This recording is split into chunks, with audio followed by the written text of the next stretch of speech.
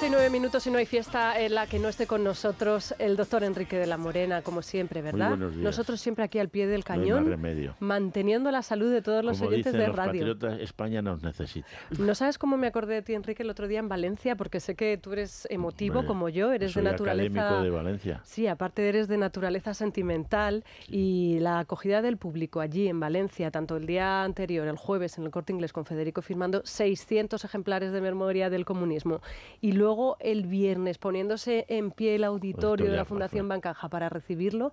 La verdad es que Eso es hubo un momento que emocionante, dije, Enrique estaría feliz de estar aquí. Enrique sí. está en todos los programas que hemos hecho siempre en Madrid y no se los Sí. pierde porque no puede ser de otra manera. Pero ese día se te saltaban las lágrimas, fíjate. A los que yo, en mi caso es verdad que estaba ya un poco febril, sí. pero todo ayuda, ¿no? Sí, Entonces, sí. Y además en Valencia le quieren sí. mucho a Federico. Sí, es verdad. Es un público maravilloso y de nuevo tenemos que darles las gracias. Bueno, muy hoy, abierto y luego muy serio. Es una gente muy seria y luego muy preparada.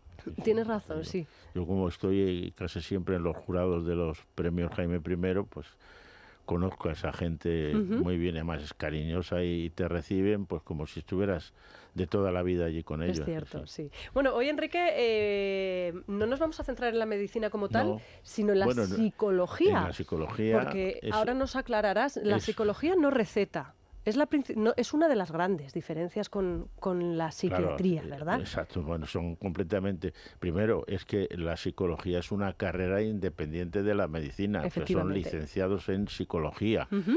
Tenemos aquí a Beatriz, que estudió en Comillas, que es lo mismo que la Universidad María Cristina en el Escorial con Derecho y Económicas. Bueno, por la Pontificia tal de Comillas, psicología, y en el fondo es complutense, porque tiene que avalar su especialidad, su carrera de licenciada en psicología lo tiene que avalar la Universidad Complutense, o sea, está complutense, somos complutenses. Luego ha hecho psicología forense, tiene un máster en mindfulness, tiene su consulta privada. Y en fin, mejor que seguir con este currículum tan impresionante que tiene es que sea ella la que nos hable y la que nos aclare muchos de los puntos de la psicología clínica. Sí, porque además hay asuntos... Antes es Beatriz del Castillo Fernández, antes lo hablábamos en la Crónica Rosa, mucha gente tiene miedo de reconocer que tiene un problema psicológico y todavía existe cierto tabú a la hora de reconocer que estás yendo al psicólogo, ¿no? Yo creo que hay dos tipos de personas, las que piensan que todos deberíamos ir al psicólogo en algún momento de nuestras vidas y los que reniegan absolutamente de este tipo de terapias que son complementarias, cada además. Vez menos. O sea, el psicólogo cada vez está entrando más en la cultura del pueblo, y se acude más veces a ello. Incluso es que los médicos recomendamos pues que la vea un psicólogo. Muy bien. Que la vea un psicólogo. Es mejor que escuche, que hable con el psicólogo, que le puede orientar mucho mejor que nosotros. Además, pues nosotros siempre recetamos. Ha cambiado, ¿verdad, Enrique? Ahora ya sí que los psiquiatras hacen uso de los psicólogos, como los doctores, por ejemplo, expertos en traumatología, hacen uso de los fisioterapeutas. Exacto, y en las empresas cada vez más fuerza están teniendo los psicólogos. Claro, sí, porque cada vez hay más remedio con es que el estrés, problemas que hay en solo con hablar empresas. de estrés ya, de ese amplio espectro o de esa gran cantidad de síntomas y de secuelas. Y además eso nos puede hablar también de todos estos problemas que ahora con la juventud y que están siendo amenazados unos con otros. El acoso escolar. Pues, si te parece, empezamos por ahí, Enrique, porque fíjate, la semana pasada este fin de semana se daba a conocer ese intento de suicidio de un chaval que en el liceo francés de Madrid había intentado arrojarse por una ventana y por suerte consiguieron los propios compañeros y los profesores evitarlo. El acoso escolar, yo no sé si es un tema similar al de las mujeres maltratadas, siempre ha ocurrido, pero ahora estamos con los ojos más puestos en él. Sí, a ver, esto se ha incrementado mucho y también el hecho de que se le esté dando tanto foco está siendo un poco arriesgado, ¿no? Sí. En cierta forma es algo en lo que francamente los niños sufren muchísimo y es muy complicado que un niño que está sufriendo una situación de acoso se pueda expresar fácilmente y a veces llega a su casa y no tiene el valor de poder contarlo, ¿no? Porque puede ser castigado, porque puede ser señalado. también genera mucho problema con su autopercepción, ¿no? Cómo se percibe, con su falta de seguridad en sí mismo, y poco a poco, al ir minando fácilmente eso a través del grupo, pues tu seguridad en ti mismo, tu estado de ánimo, y entonces evoca síntomas depresivos bastante complicados. Esto, de todas formas, me imagino que es algo que se ha prolongado en el tiempo, ¿no? Claro. ¿Cómo darse cuenta antes de lo que está ocurriendo? Y luego, al igual que en el caso el otro caso reciente, el chaval de un instituto, en este caso público de Usera, que se fue a su casa y se lanzó desde el balcón efectivamente, con ese mal final. En las crónicas periodistas escuchamos las dos cosas. Desde hace tiempo le acosaban, pero también dicen que en casa lo estaba pasando mal. ¿Cómo podemos detectar esto? Yo, siempre que tengo un psicólogo delante que nos habla de bullying, me pregunto dos cosas. Una, ¿cómo puedo detectar que mi hijo es el acosado? Y lo peor, ¿cómo podría detectar si mi hijo es un acosador? Que es lo que a mí realmente también me aterra, ¿no? Me aterra. Porque sí, yo siempre también digo que el foco hay que ponerlo en el acosador. ¿Qué le pasa? ¿Por qué está maltratando a otro niño, ¿no? A otro igual?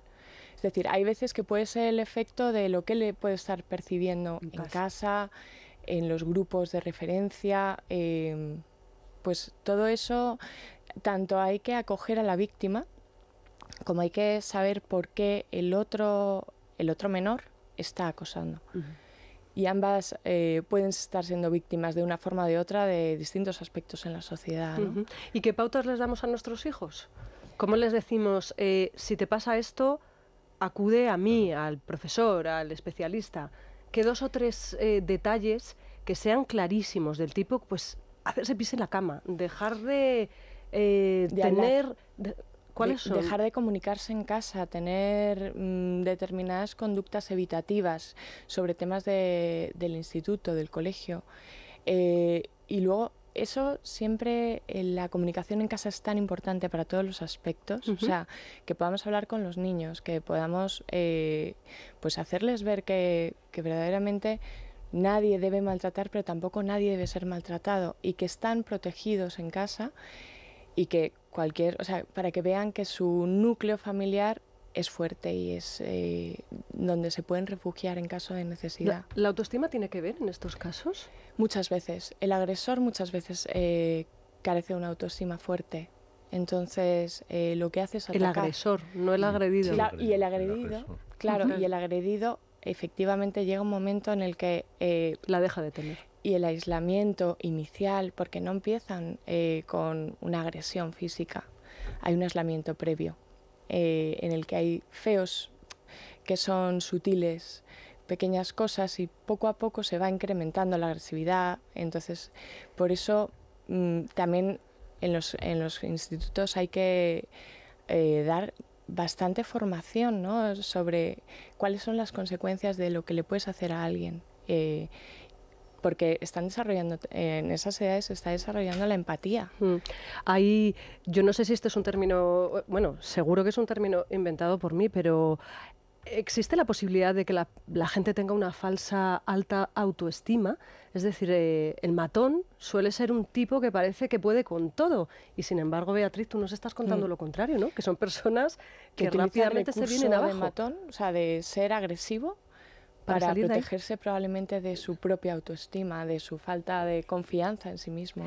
Y de ahí al caso contrario, la verdad es que del acoso escolar pues podríamos estar hablando, pues se pueden ustedes imaginar, desgraciadamente. Es otra noticia reciente que ha ocurrido en ancianos, en este caso en una residencia de Madrid, ¿verdad? Sí, el tener que ver esos vídeos horribles en los cuales las personas que estaban encargadas de cuidar de nuestros mayores hacen todo lo contrario.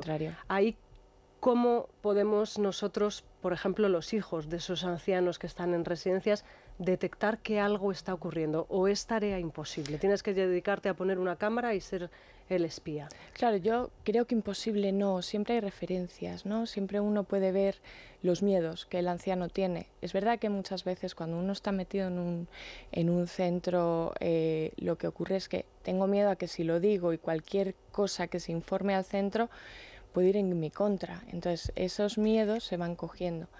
De ahí, cuanta más cercanía haya con los cuidadores principales, que también, pues un poco, es que el ser humano es humano en ese sentido, ¿no? Entonces tiene la necesidad de sentir vínculo, sentir apego, de sentir que es importante y que se le está escuchando, aunque, o sea, y con todas las consecuencias, ¿no? Entonces, ahí la comunicación siempre va a ser lo principal. Y luego, aparte, bueno, claro, hay veces que las agresiones dejan marcas, pero las agresiones psíquicas no dejan marcas. También la soledad, ¿no? Del anciano, es verdad que al tener a lo mejor miedo a quedarse solo, los únicos que tienen realmente son los cuidadores, pues a lo mejor ven hasta normal el maltrato, lo ven como, bueno, me está diciendo que no sea así. O qué viejo estoy y me lo está haciendo ya porque no me entero de nada. ¿Es posible también que demos por supuestas conductas que no deberían ser habituales? Claro, por eso siempre hay que tener mente abierta. Cuando estás escuchando a una persona mayor, joven, da igual. Pero ¿cuántas veces no decimos lo de, es que la abuelita se emociona, y en este caso me da la sensación de que la abuelita no se emocionaba, la abuelita lloraba como forma de echar afuera ese miedo, ese dolor, de búsqueda, ese pánico, ¿no? Porque al fin y al cabo tienes miedo, ¿no? Claro. Entonces, por eso siempre hay que escuchar con todos los sentidos. Pero yo como psicóloga creo que siempre a todos los seres humanos, porque incluso el que está simulando, hay una necesidad detrás. Sí, es cierto. Por si acaso hay que tenerlo Beatriz también es experta en la madre de todas las batallas médicas, que es la depresión. Además, Enrique, yo creo que tú eres consciente como médico de que la depresión es un proceso mental que acaba afectando al cuerpo. Seguramente hayas tenido pacientes... Y luego el problema está en que muchas veces una depresión no la sabes atender y llega al suicidio. ¿Es difícil de detectar para vosotros? Si lo hubiéramos hablado, si hubiéramos cuánta gente se ha suicidado, dice, mira, si haberle dicho, haber hablado con él, y no, es que... Sí, que a lo mejor a un médico de familia le puede pasar inadvertida. Sí, porque el enfermo depresivo tampoco es muy expresivo él en decir lo que siente, ¿eh? Por eso los psicólogos son los que le sacan, meten el destornillador y sacan lo que tiene. En cambio, con el médico, con el psicólogo, el depresivo habla con más tranquilidad que con el médico. Al médico, en el fondo, el depresivo le tiene miedo, ¿no? Le tiene miedo. Bueno, porque me imagino que pasa por medicarle, ¿no? Por todo y en cambio, el psicólogo le escucha, ¿no? Y él se confiesa mejor con el psicólogo y con el médico. Beatriz, ¿es alto el porcentaje de personas que llegan a una consulta de psicología debido a una depresión no diagnosticada? Para mí sí, que además ha incrementado en los últimos años. ¿Por qué razón?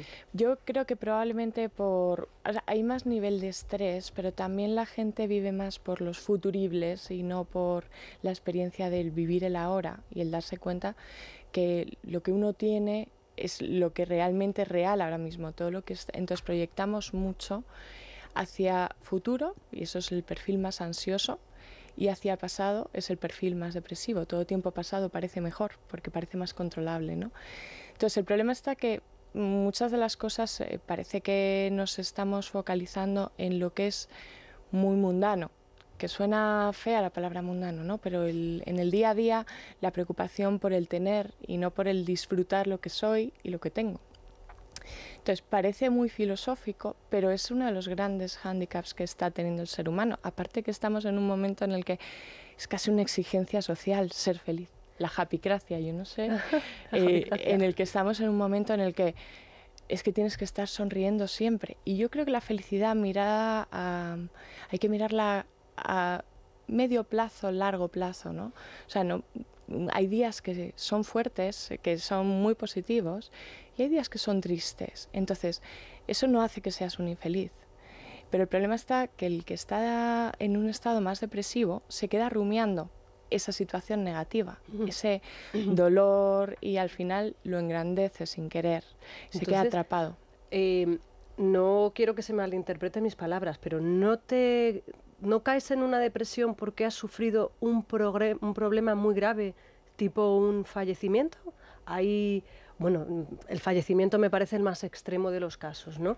Pero por lo que estás comentando, son problemas banales, claro, relativamente... No, hay veces que sí, hay veces que no. Claro, sí, pero no para el que lo es cierto, Enrique, claro. sí, pero bueno, me imagino que en la escala que tenemos cada uno de problemas, los tenemos puestos en diferentes escalones por intentar explicarme de alguna manera, ¿no? Y consideras que tiene que ser algo relativamente grave o doloroso para poder caer, y por lo que estás diciendo no tiene por qué ser así. Puede ser que no lo sea, ¿no? Que no sea algo tan grave, pero también efectivamente un estado de duelo difícil sí que puede llevar a un estado depresivo si no hay un tratamiento personal. No solamente a través de lo que hace el profesional aquí es ayudar a atravesar las etapas de duelo. O sea, el duelo no es una cosa que hay que curar. O sea, yo lo vivo como algo que hay que atravesar, que son etapas que tendrás que pasar para ir superando ese hito vital, desde donde empiezas con el no acepto esta pérdida, que puede ser la pérdida de un familiar, pero un duelo puede venir también por una pérdida de trabajo o por una pérdida de un momento vital bueno, ¿no? Como tener una crisis económica. Pero bueno, fijándome más en el duelo por un familiar cercano, efectivamente hay que pasar por distintas etapas que nos llevan a la aceptación. ¿Cuáles son esas 5 etapas que buscas en internet, etapas del duelo, ¿no? Pues Bowley hablaba de realmente de 4 etapas. Luego está, pues realmente se empezaría un poco por una parte inicial de embotamiento en el que no nos llegamos a creer que lo que ha pasado, esa pérdida que he tenido, ¿no? Esa sensación de, bueno, pero eso es una etapa que dura poco tiempo, por lo general de unas horas a unas semanas. Luego el anhelo y la búsqueda de la figura perdida. O sea, nos pasamos un periodo de tiempo, esto que ha pasado, esta persona no ha podido desaparecer, entonces en tu mente está todavía muy presente. En el día a día seguimos esperando que vuelva a abrir la puerta, que vuelva a aparecer, que vuelva a cenar contigo. Y luego, pues un poco la parte más de desorganización, que es la parte más depresiva, pero se parece a lo que es depresivo, porque hay emociones de tristeza muy intensas, pero no es una depresión en sí misma, pues la depresión se establece con una temporalidad. Hasta todo esto nos lleva a una parte en la que hay que escuchar esa emoción, hay que vivir esa emoción, hay que duelar. Y duelar es sentir la emoción tal y como viene, permitirte el tiempo para saber que duele, que perder algo o a alguien es doloroso y te lo tienes que permitir, y que ponerte el reloj puede bloquearte en esa búsqueda de esa felicidad, yo que estaba tan bien, ¿no? ¿Siempre se produce el duelo o esas personas que miran hacia adelante, huyen hacia adelante, no lloran, no se quejan, siguen adelante con sus vidas, y nosotros decimos, en algún momento saldrá, ¿eso se cumple? Pues hay intensidad en la representación, claro, hay distintos tipos de duelo, ¿no? Y hay duelos aplazados, por ejemplo, gente que no se puede permitir ahora no es el momento de duelar o llorar esto, entonces ves que el duelo se representa más tarde, pero hay gente que lo elabora de una forma natural, lo sufre y lo llora y lo vive, pero llorarlo no es la representación de lágrima, o sea, es llevar la emoción a su máxima representación como la necesitas llevar. Y el final del duelo, o sea, el final de las etapas del duelo está en la aceptación. Yo creo que la aceptación, el dolor en el ser humano, en el dolor psíquico, no es elegible. ¿Por qué? Pues porque tenemos dolores emocionales, dolores físicos. Entonces, ¿qué es lo que diferencia el dolor del sufrimiento? Es la aceptación, y es la última fase del duelo. Todo duelo es debido a un hito vital, que podría ser una oportunidad de crear una nueva versión tuya, ¿no? Entonces ¿En qué momento entonces decimos que una persona no ha superado el duelo y va a entrar en una depresión? Si es que ese es el camino que se hace. Claro, si pasa un periodo de tiempo largo en el que se haya quedado atrapado por cualquiera de las etapas, ¿no? Está demasiado en su anhelo por que esa persona vuelva. ¿12 meses? ¿13? Siempre se establece que en 6 meses sueles empezar a aceptar la pérdida, si no 1 año. Pero esto me da cierto miedo decirlo siempre, porque parece que tenemos que ir con el reloj de, oye, cuidado, porque el problema está que la sociedad te va a pedir que es que estás llorando todavía, y que y llorar es de las cosas más sanas que hay. Llorar y reír. Es de las cosas más sanas que hay. Entonces, una de las cosas principales, hay una frase que a mí me gusta mucho cuando estamos en sesiones de duelo, que es de William Shakespeare, que es: pena que al corazón susurra, si no se le escucha acaba gritando. Entonces hay que llorarlo, hay que sentirlo, hay que permitírselo. Y además hay que permitirse cada etapa, tal y como viene, tal y como es. Y permitirme que yo soy yo en cada etapa y con todas mis circunstancias y mis herramientas. Bueno, pues ha quedado dicho. Muchísimas gracias. Ella se llama Beatriz del Castillo Fernández. Gracias a vosotros. Es psicóloga y nos ha ayudado a entender algunos procesos relacionados con la muerte en este último tramo de la conversación, con el acoso a nuestros hijos, con el acoso a nuestros abuelos y con la depresión, que hay que lidiar muchas veces con ella y no tenemos los mecanismos necesarios, ¿verdad?, para hacerlo. Como siempre, gracias Enrique de la Morena, que está aquí, como digo, fiestas, santos, pues como yo, claro que sí, es que nos gusta, esto nos gusta. Beatriz, muchísimas gracias. Y nosotros vamos a hacer una parada y Verónica, creo que eres especialista además en el Club de los 27. Hace años que hablé de ello y volvemos aquí a hablar del Club de los 27. ¿Cuántos, no? Pues sí, Kurt Cobain, Amy Winehouse, Jimi Hendrix, Janis Joplin, Robert Johnson, o sea, muchos. Y a los 27 decidieron yo ya lo pasé. Yo, mira, si hubiera sido artista ya... Yo también me quito de en medio. Es La Mañana de Federico. Es Radio.